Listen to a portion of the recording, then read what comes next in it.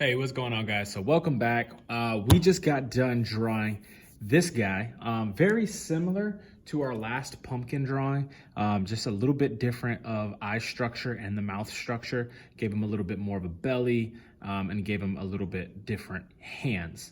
Also, a little bit different of a background. So not too much of a difference, just little things here and there. So we're gonna go ahead and get this one colored. I have my Crayola set. The Crayola set is a 40 pack, so I have a ton of things to work with. Now, last time I went ahead and drew this pumpkin and then colored it, the one prior to it, with just the two teeth. I forgot to do the yellow outline. And so with that being said, my highlight I did in a light orange highlight, which is fine, but this yellow makes it really pop, as if the sun was really beaming on this pumpkin. So in my thumbnail, my tiny little drawing that I did of this, I colored it with the orange, or with the yellow highlight, both of them. And I just forgot to do it on the last one. I forgot that color, and I wish I didn't, because it looks great. And honestly, you could do it with the yellow on the green as well. It'll probably give it some pop. I'm not going to for that one, just because I don't want to put too much yellow. But you could if you wanted to.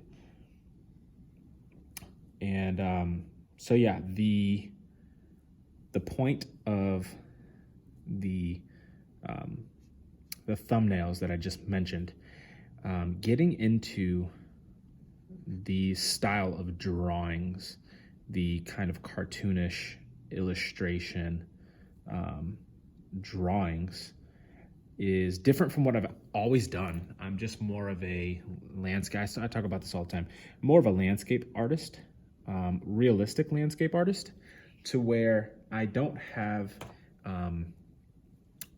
a lot of experience at all with this type of art. So it's not my my best attribute as far as artwork goes.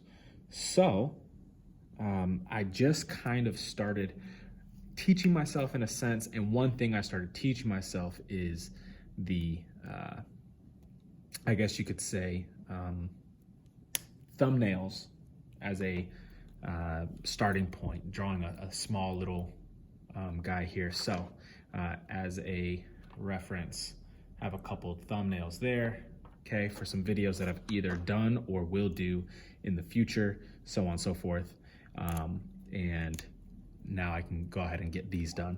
One thing I did notice is I forgot to draw the sleeves. So I'm gonna draw the sleeves, and I think I did that on purpose to not draw the sleeves, but in my thumbnails, this character has sleeves and another one doesn't, so I mixed them up, which was my mistake. So I'm gonna go ahead and get this orange done, so that I can go ahead and, with that red, that pumpkin red, technically pumpkin orange, but it kind of does look like it's more on the red side than it does on the orange side. So another thing is, with these markers, they're not blending markers, but they don't do too bad of a job for just little work like this. Like, this is not anywhere near professional work. This is for the art channel, for the YouTube channel, and for the kids at school, for the classes. But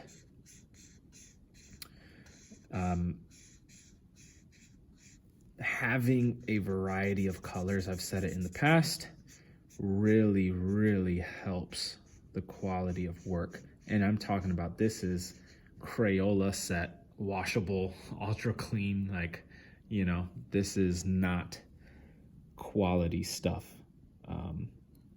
but it does the trick for what we're using it for.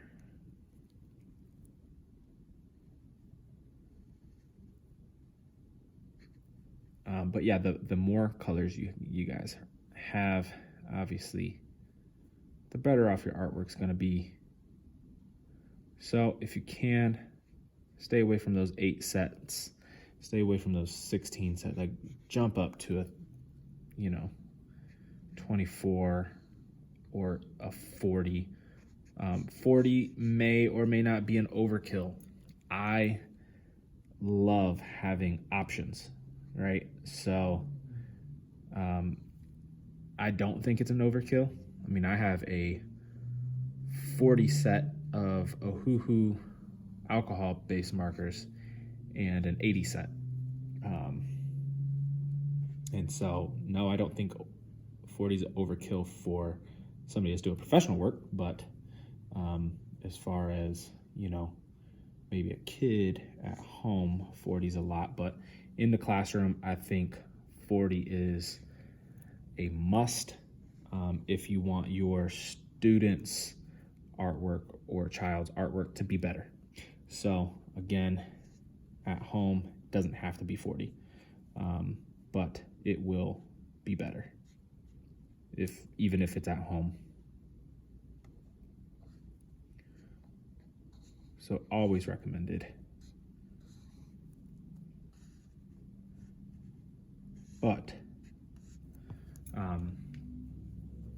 yeah, let's do that. All right, so one thing I forgot, as I finished off those sleeves, I forgot to do the highlights on the hands.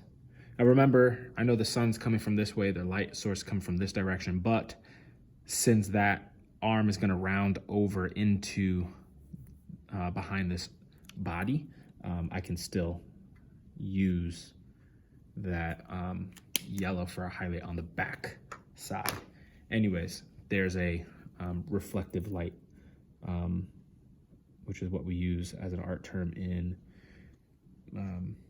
college, and you always still have some sort of highlight even in the dark shadows. It might not be as light as the lights on the front side, but it is still light.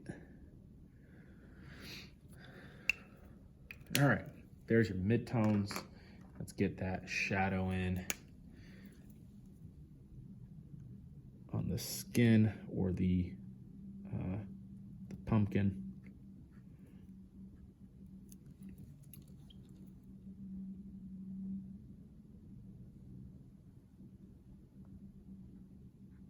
Boom.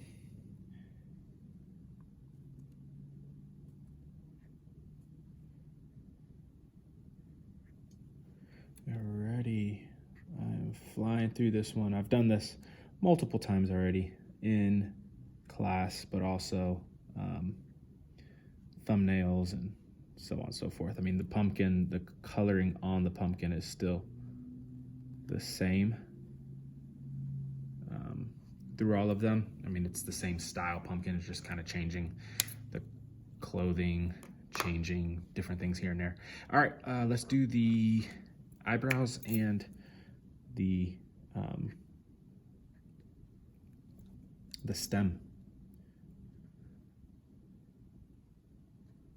All right, so that's the highlight there for that.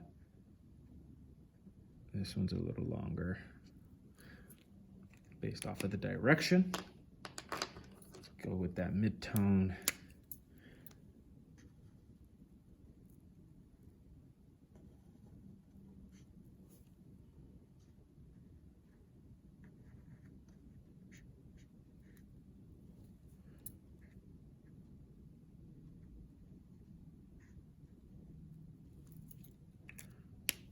Alrighty.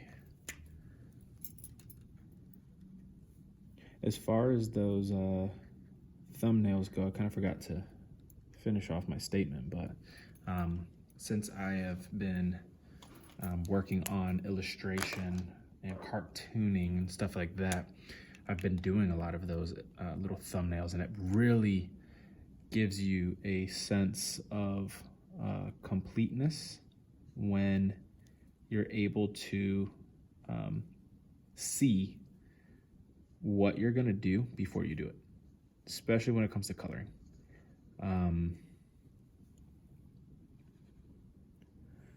The Was I supposed to do that? Oops. Did the wrong color, but it's all right. We'll switch that up. I was supposed to do a different color. It is what it is. We'll do it on the next one since we have a bunch of different pieces here, or pumpkin drawings. That's the overall, so I don't want that.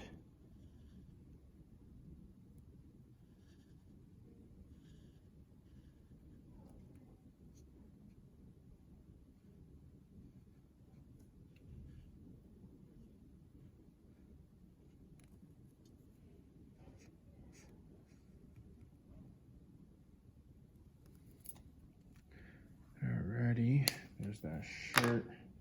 Try to keep that in order as much as possible. And then hit that highlight.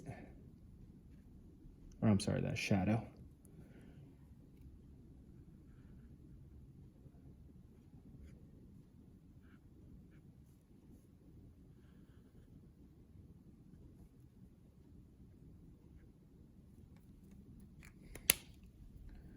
Give him a little bit of color here on this outskirt. Bam. Here's that. Give him the blue for the overalls.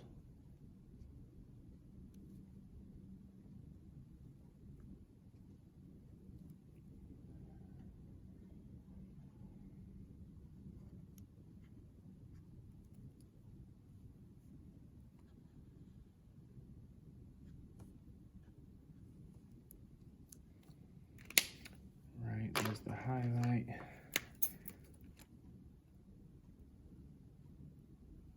Mid-tone.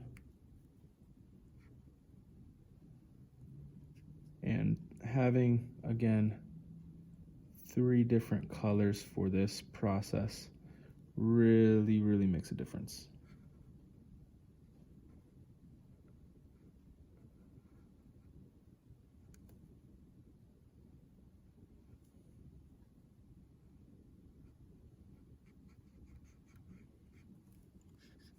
You can really get that, not blend, but highlight, midground, and mid-tone and shadow going, which kind of gives it that 3-dimensional look or feel to it.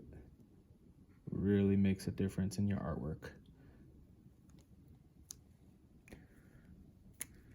One last thing here, and then I'm going to hit that button with a little gold or yellow to make it look like gold, and then the background is going to be a solid gray. The gray, since it's a tonal, mid-tone, it's going to make everything pop more. I said in the last video, crayons might even actually work better for the background. I just don't have them set aside for me. And I already have this gray out, so I'm using that again. But maybe I'll do another one where I do with the actual crayon in the background and see the difference between the marker gray in the background and the crayons in the background.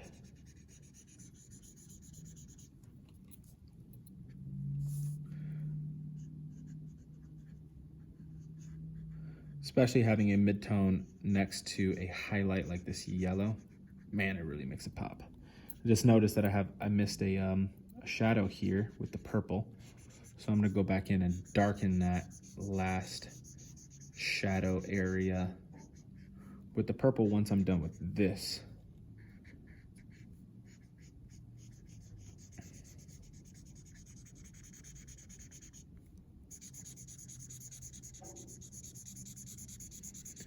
Alrighty, getting close to calling this one done.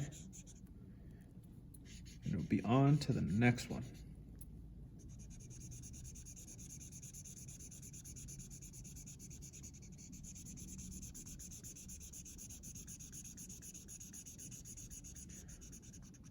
All right, there's the background and that last little fix.